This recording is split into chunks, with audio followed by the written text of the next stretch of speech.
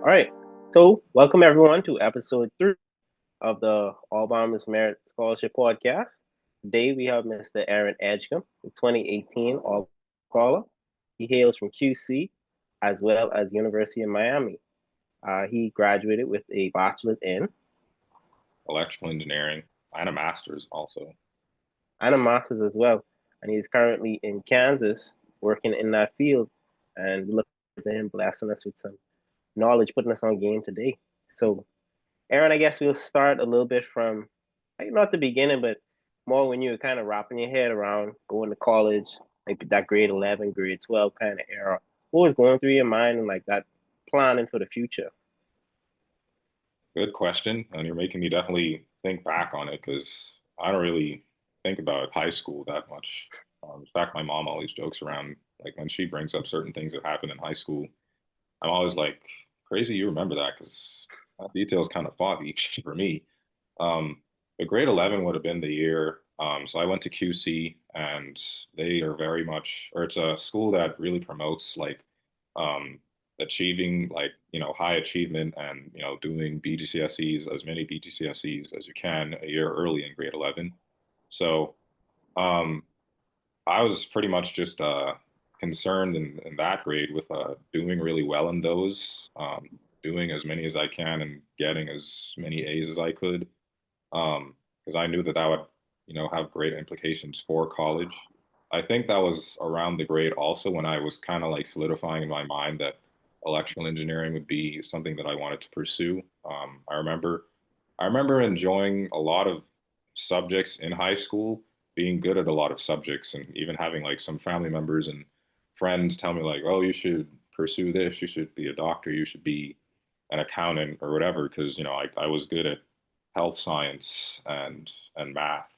But like being like getting good grades in certain subjects doesn't automatically mean that you have like a passion for those things. And I remember it wasn't until I think we started learning about electricity circuits in physics class, like part of BGCSE physics, where that was the first time that I looked at something and I was like, this, I could see myself like designing circuits one day. So that's pretty much like the first time I had really thought of like what I, or like even considered what I um, might want to major in college. But grade 11 still pretty much focused on SATs and BGCSEs, just doing well in those, making sure I did well in those. I believe I retook the SAT in grade 12 and QC also. Once you do most, if not all, of your BGCSEs in grade 11, then grade 12 is when you start advanced placements. So you do a couple of APs. Just get used to like I guess college level classes, which a lot of them were good at least preparing me for like the I guess the level of work Hmm. that I'd be doing in college, especially AP Calculus, which I remember most of my friends back in high school didn't enjoy, but I actually really liked calculus.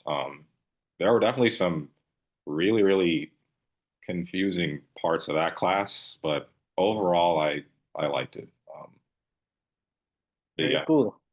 And yeah. then you could speak to about, I guess, when you came to that time, you had to like explore college options, like, and Mhm. there's so many colleges all over Asia, Europe, America. What kind of process did you go to narrow that down? Like college fairs, family, friends? Yeah. Um, I believe QC was very good at preparing us for like college applications.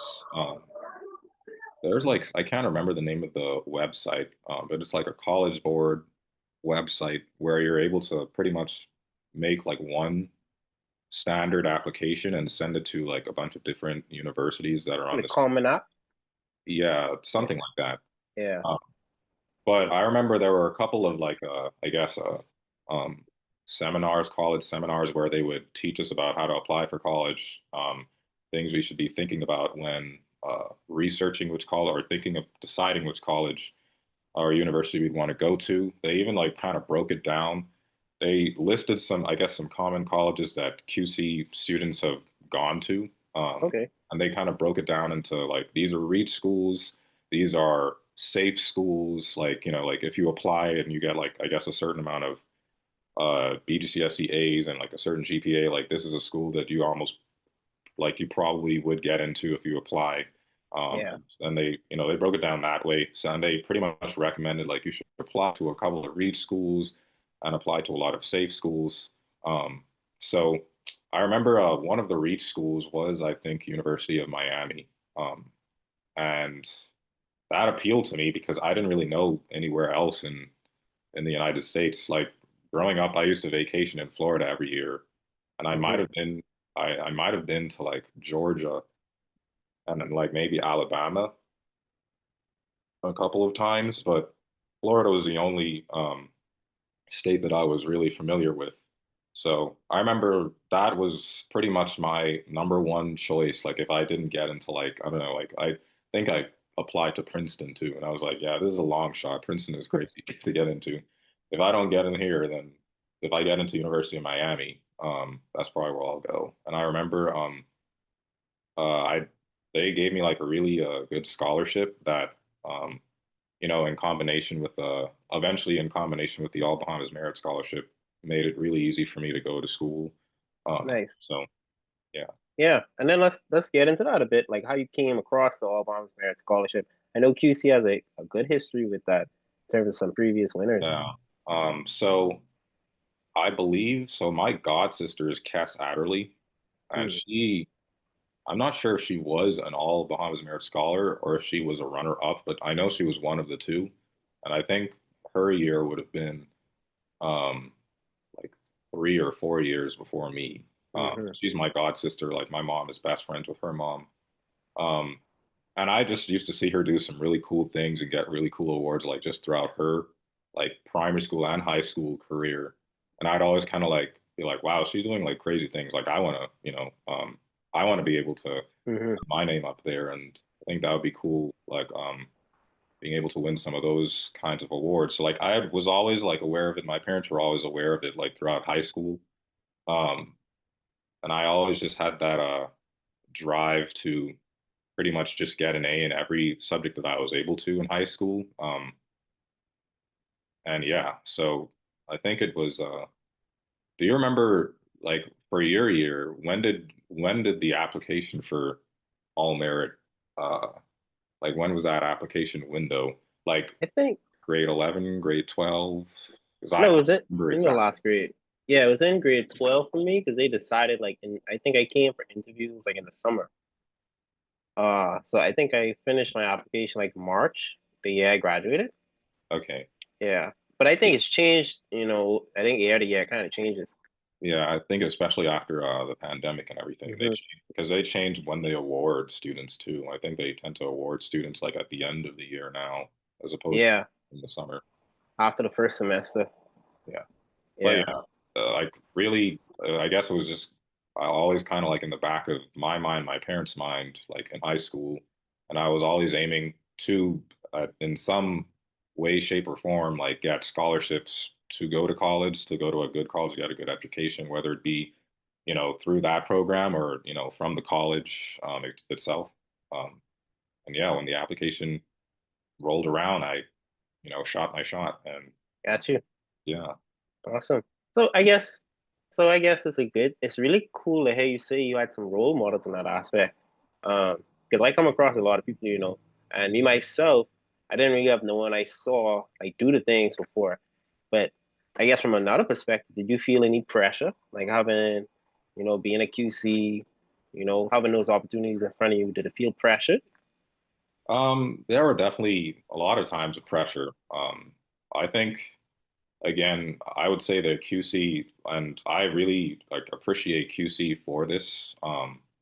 They're really big on like excellence and high achieving.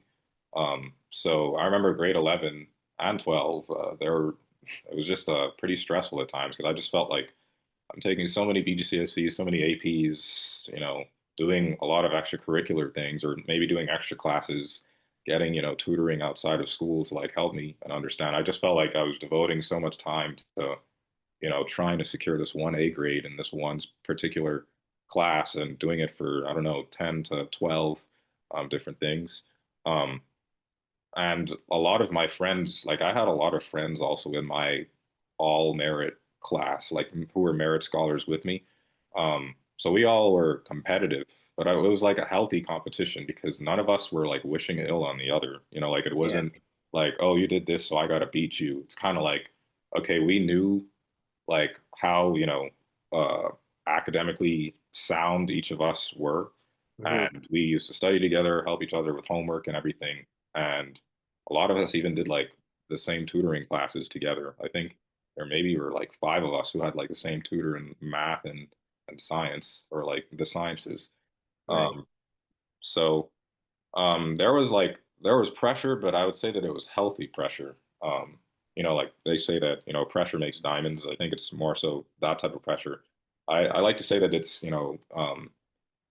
was stressful. There were definitely some times where, I would go to bed really late or not get that much sleep studying or, trying to finish coursework or anything. But I think that really prepared me, at least for my first couple years of college, really well. Like just having that drive to do well and do whatever it takes to, continue to get good grades, even when I would say that the work content or the content of what I was learning in those first couple of years of university was definitely like a jump in difficulty. But because I Mm. had that foundation with, you know, um, hard work and striving for excellence back in high school, when I had like a much bigger workload, when I had the smaller, more intense workload, I think I Yeah. adjusted pretty well because I was still willing to do whatever it took to get the A. Very cool. Very cool. And I guess now let's transition to kind of college. And someone asked me recently, so I'm gonna ask you, like that first day on campus and like seeing your dorms and what's not.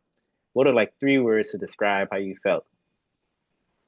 That is a good question. Um, I would say one word. I would say small. Like just being surrounded by so many people from different backgrounds, ethnicities, countries. Um, it definitely put into perspective, like I feel like when you're in the Bahamas, you're pretty much surrounded by people who are probably very similar to you. Um, but I just met so many different kinds of people that first week, that orientation week. So I guess small. Um, I would say privileged because the campus of Mm, like University of Miami campus is beautiful. There's like a nice lake in the center of it that you can walk around with like a nice, beautiful fountain. Um, and the fact that I was, there on scholarship also like really, it was kind of surreal to me. And also I would say well supported because my family helped me move in. And it wasn't just my nice. family, it was, like I think both of my grandmothers, as well as a couple of aunts and a lot of my cousins as well. Nice. So I think I might have been the first grandkid to go off to university, like Okay. as part of yeah, because I'm like the second oldest grandchild. Um, yeah, so those would be my three Nice. words. Awesome stuff. And the school is a nice family affair. And that's interesting too, because like when I went to school, my school only had like 4,000 people. But I think U Miami has like 20,000 or something like that, 30,000. I think when I was there, at least freshman year, I think it was only like 11,000, but Oh, it okay. might have changed like since I know their school fees have like increased a whole lot Mm, since I was a freshman. Um, but they also did a lot of renovation. In fact, while I was there, they were doing like a lot of construction and building like new dorms and new buildings, which I unfortunately didn't really get to reap the benefits of. that's what Um, it's always like. as soon as I left, like they were announcing like we're ready to Yeah, present to the new freshmen like all these new beautiful because my family helped me move in, and it wasn't just my nice, family, it was like I think both of my grandmothers as well as a couple of aunts and a lot of my cousins as well. um, nice. so I think I might have been the first grandkid to go off to university, like Okay, as part of yeah, because I'm like the second oldest grandchild. Um, yeah, so those would be my three nice. words. Awesome stuff. And the school is a nice family affair. And that's interesting too, because like when I went to school, my school only had like 4,000 people. But I think U Miami has like 20,000 or something like that, 30,000. I think when I was there, at least freshman year, I think it was only like 11,000, but Oh, it okay. might have changed like since I know their school fees have like increased a whole lot since Mm. I was a freshman. Um, but they also did a lot of renovation. In fact, while I was there, they were doing like a lot of construction and building like new dorms and new buildings, which I unfortunately didn't really get to read the benefits of. That's what Um, it's always like. as soon as I left, like they were announcing, like we're ready to Yeah. present to the new freshmen, like all these new beautiful places to live. I'm like, I wish I got to live there when I was a freshman. It was like, okay, Aaron's graduated. We could do it now. Yeah, yeah, I guess. And all right, so you said, right, electrical engineering. I was a bachelor's. yeah. So was there any like moments during your undergrad where that kind of wavered you, like, oh, maybe this isn't for me? Or you had any second thoughts, backup plans? Or you were kind of consistent straight through, just falling more and more in love with it? Yeah. Um, I don't know if I would like to be honest with you. I don't know if there was ever like a point in college where I was like in love with engineering. Like it Mm, was just so it was the thing that I definitely wanted to do most, and it catered to what I was best at, which was like math and physics in high school. Um, and I remember before I went off to school, there was someone who told me like he was an engineer, like an actual working engineer in the Bahamas. And I think I might have mentioned to him that, yeah, I'm going off to university to pursue electrical engineering. He's like, oh yeah, you're gonna quit. Like that engineering is way too tough or whatever. And I was like, all right, I'll take you up on that. And I remember that was pretty much my motivation, like especially in the latter years, uh, sticking with it as things got more specialized and more tough. Was I feel like I was just pretty stubborn. Like even when my classes started shrinking and there were like a lot of mm, people who might have started off in electrical engineering while I was in college or when I was a freshman, but transferred to some other like discipline in engineering. yeah, Um, I think I was mostly just stubborn, but also like there wasn't really any other discipline of engineering that really piqued my interest as much as electrical engineering did. Um, nice. I never really had a backup plan. Like I never considered quitting, but there were definitely times where I was kind of like, why am I doing this to myself? Like up late at night studying for a test, and it's just really hard to grasp a concept, or you know, like some of the homeworks being really difficult. I would say I don't know if this might have happened for any of your classes, but at least in a lot of my engineering classes, like at least later on, like the last 2 years of my undergrad and that 1 year where I was fully in grad school. A lot of those classes, there were a lot of curves because of the content, I guess, being more Oh, difficult. yep. Uh, like the professor, sometimes the professor would tell us straight up at the beginning of the semester, like, yeah, nobody gets 90% or 80% in this class. Like, you're all going to fail all your exams. And I just never really liked when professors would tell you that at the very beginning of the semester. It was like, well, that's very reassuring, I guess. Um, so there were some classes I might have gotten A's in, but I didn't really feel that successful because Mm, mm. I wasn't, it's not like I was getting 90% of the information correct, you know? Just based on the curve. Yeah. So I Yeah. would say that, yeah, it was very humbling for me throughout the duration of college, just because, you know, yeah, you're not used to like at least with the high school I went to, you're not used to uh being able to succeed with the percentages that I was, getting in some of my classes. But I made it through. Hmm. And I was able to get a master's degree also after there was um a joint 5 year bachelor master's program that I Okay. did. So after 5 years, I was just able to get both degrees at the same time.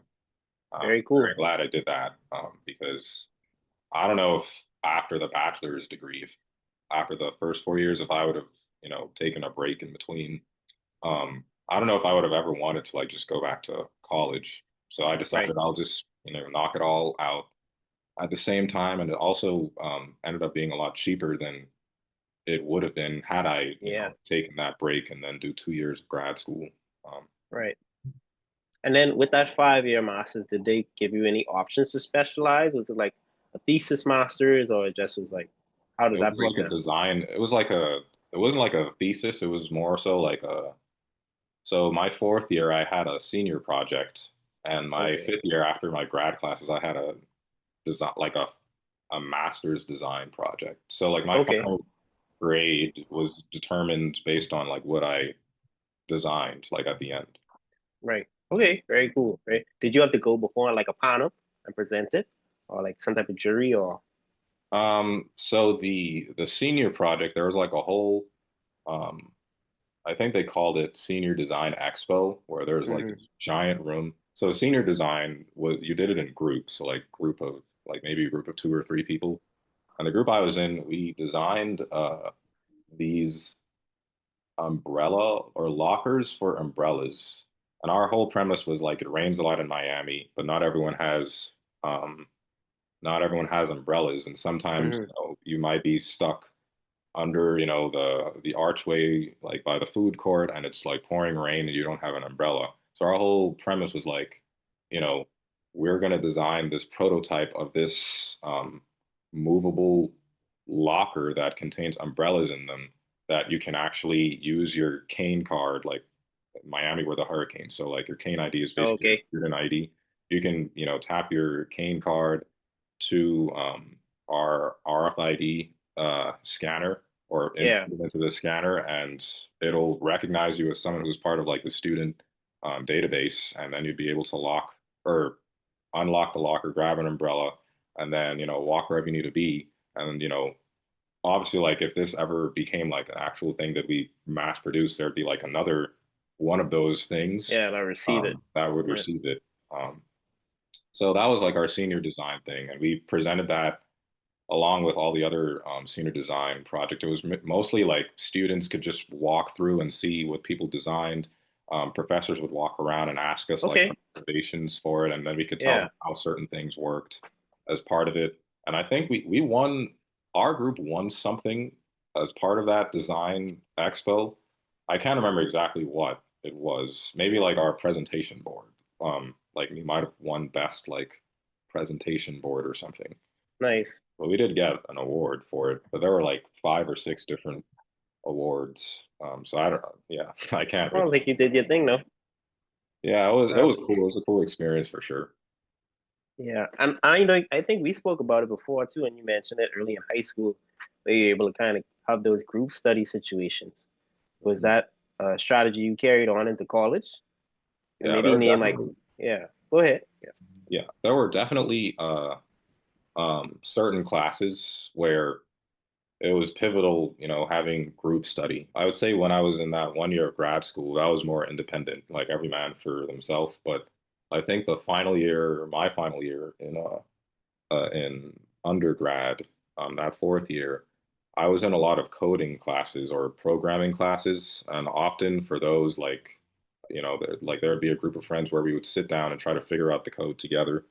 Um, there were some late. I remember there was like one early morning, or there was one maybe like night before the final, where all of us just hopped on a Zoom call and we were all just coding, like trying to figure out different parts of the code because like the final uh like there were two aspects of the final exam. There was like a coding aspect prior to the exam and then like the actual exam with the questions. And I think the day before, like all of us hopped on like a Zoom call and we were all like designating different parts of the code to figure out so that we could, learn together and be able to finish it because it was like a really, really long like program to Yeah. program. And none of us really got any sleep.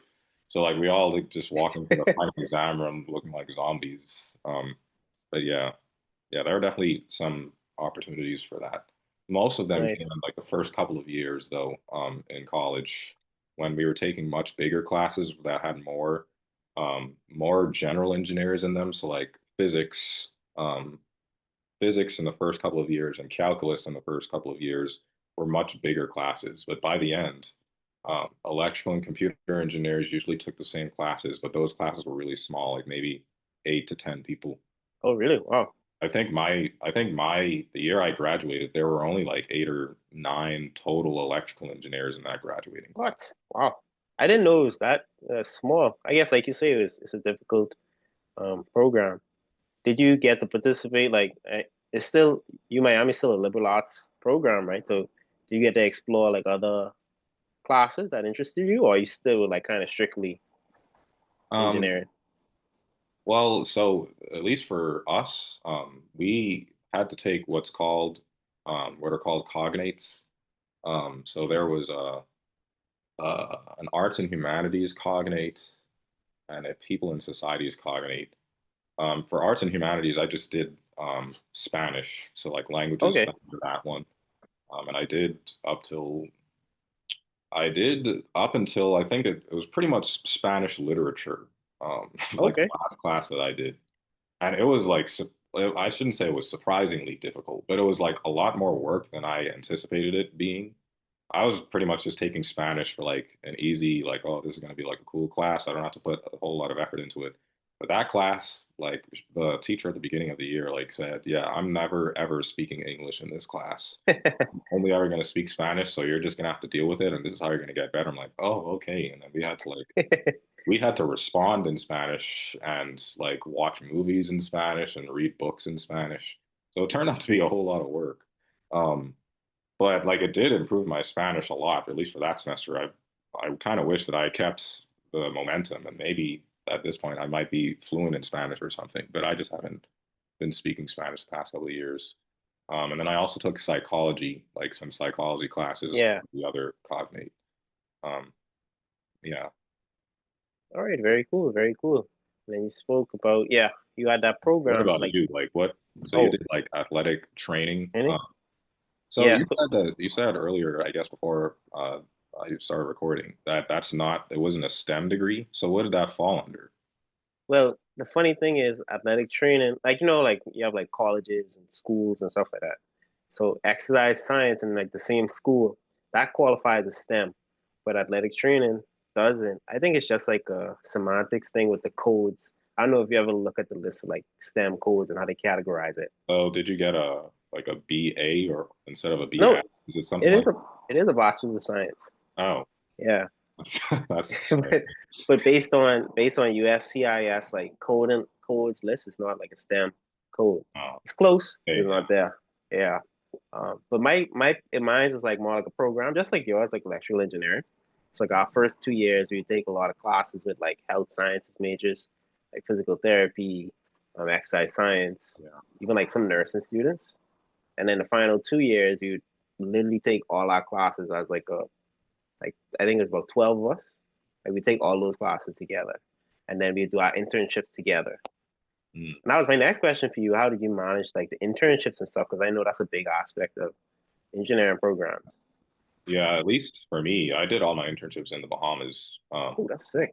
Yeah, I didn't intern in the US at all during college. Like not during the semester or during the summers, but I had summer internships working as an electrical drafting engineer. So like using AutoCAD and looking at building sketches. I even remember like reading some of the Bahamian build. The list of like STEM codes and how they categorize it. Oh, did you get a BA or instead of a No, BS? Is it something it is like, a it is a bachelor's of science. oh, Yeah. that's strange. but based on USCIS like codes list, it's not like a STEM code. Oh, It's close, but okay, it's yeah. not there. Yeah. But mine is like more like a program, just like yours, like electrical engineering. So like our first 2 years, we take a lot of classes with like health sciences majors, like physical therapy, exercise science, Yeah. even like some nursing students. And then the final 2 years, you literally take all our classes as like I think there's about 12 of us. Like we take all those classes together, and then we do our internships together. Mm. And that was my next question for you. How did you manage like the internships and stuff? Because I know that's a big aspect of engineering programs. Yeah, at least for me, I did all my internships in the Bahamas. Oh, that's sick. Yeah, I didn't intern in the US at all during college. Like not during the semester or during the summers, but I had summer internships working as an electrical drafting engineer. So like using AutoCAD and looking at building sketches. I even remember like reading some of the Bahamian building codes. I don't really remember them, but yeah, it wasn't really anything close to what I was doing in college, which I found interesting. Um, because in college I was pretty much learning like electronics, circuit design, like, resistors, capacitors, Right. microcontrollers, and like a lot of programming as well. But yeah. So is that so? If you were to go back, you think you would want to explore like internships in the States, or you think the Bahamas won't help you kind of cure that homesickness too? Well, I definitely think the Bahamas would help cure homesickness, and I'm confident that if, it's God's will for me to be in the Bahamas, that I'd be able to find like I'd be able to work where he needs me to be. I will admit I'm not really entirely sure what the electrical engineering scene looks like in the Bahamas, but I'm willing to learn whatever I can to be useful. Um, I mean, like my 5 years in college and the 3 years I've been working in the States, I feel like I've gained like a lot of experience.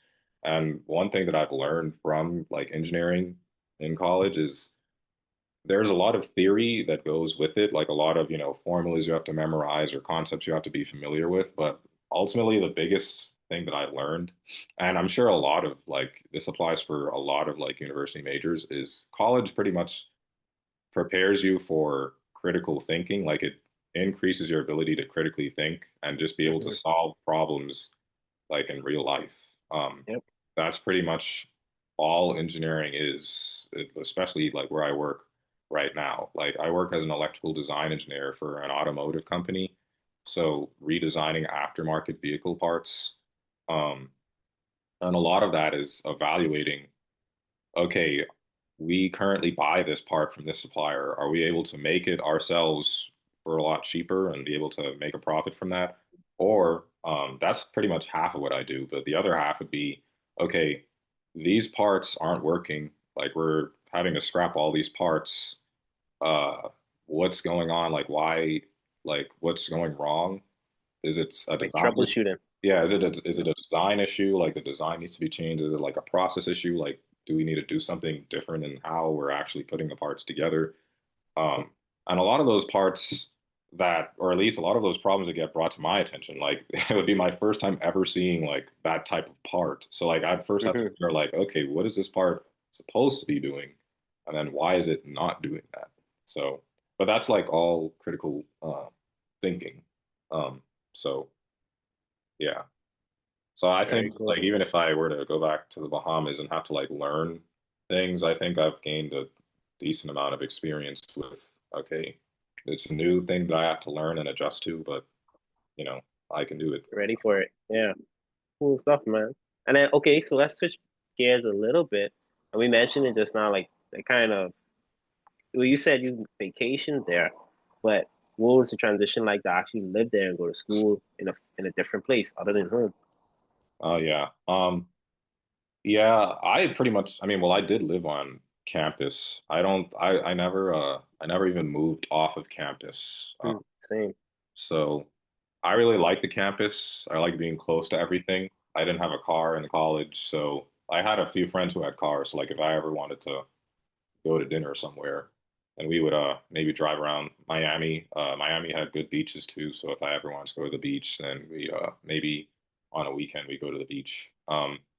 But it was I would say like the biggest adjustment were the different people that I met, different kinds of people I met. I met people from all over the country.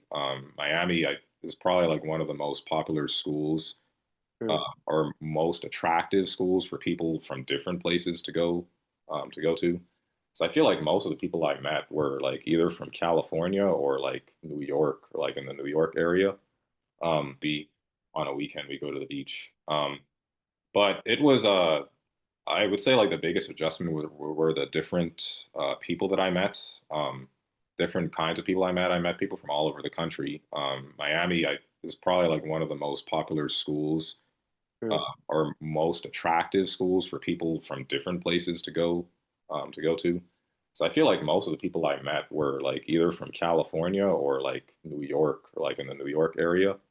Um, but it was really cool for me. My freshman year, like I feel like maybe nowadays, like after 7 years of, I guess, really having an opportunity to break out of my shell, maybe nowadays I'm like much more comfortable like having conversations with strangers and like meeting new people and making new friends. But going into university, I was like the most introvert of introverts.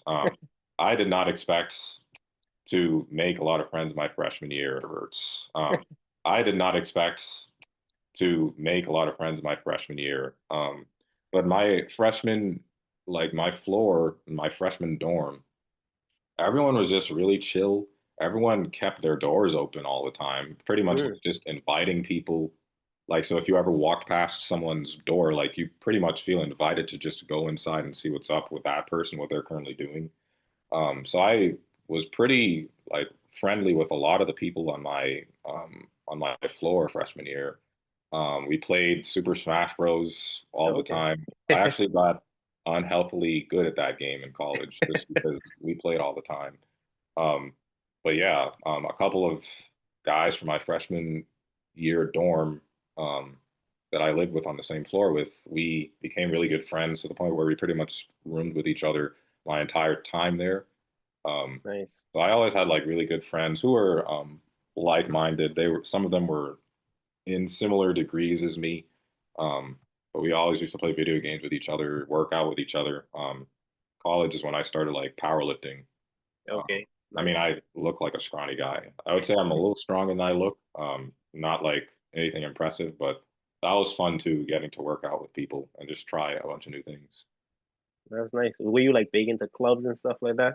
Or Like going to clubs, like in like Miami. no, like school Oh, clubs. Yeah. I was gonna say the other thing. No, Yeah. I wasn't big into those. No. I was in I was in an a cappella group, so Oh yeah. I sang a lot in high school, um, and in college. A couple of my friends heard me sing, like I think orientation week. They're like, you should keep doing that. You should find like a club or Nice. something that allows you to keep singing. So I auditioned for this cadence, which is uh, pretty much like the face of a cappella for the University of Miami, and it was really fun. Like that was probably the most fun aspect of college for me. Oh nice.